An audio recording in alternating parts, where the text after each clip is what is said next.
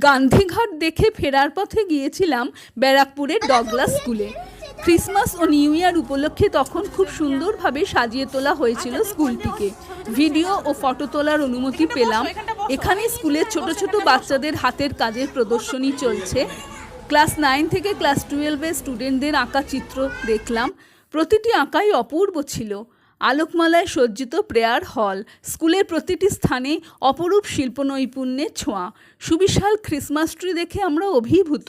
School গ্রাউন্ডে flower exhibition দেখলাম। সুন্দর সুন্দর গোলাপ ছাড়াও অন্য ফুলও আছে। এই পাশে বড় বড় লাউ, বেগুন, চিচিঙ্গে, লঙ্কা গাছে ফলে আছে। সমস্ত কিছু দেখে খুশি মনে এবার রওনা দিলাম।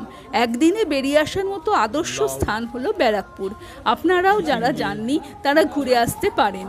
বাড়ি ফেরার পথে ব্যারাকপুরের বিখ্যাত হোটেল থেকে চিকেন বিরিয়ানি নিয়ে আমরা বাড়ি ফিরে এলাম।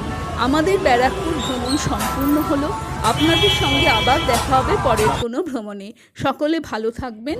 নমস্কার। রাসমণির যে ছোট মেয়ে আছে না, জগদম্বা, এটা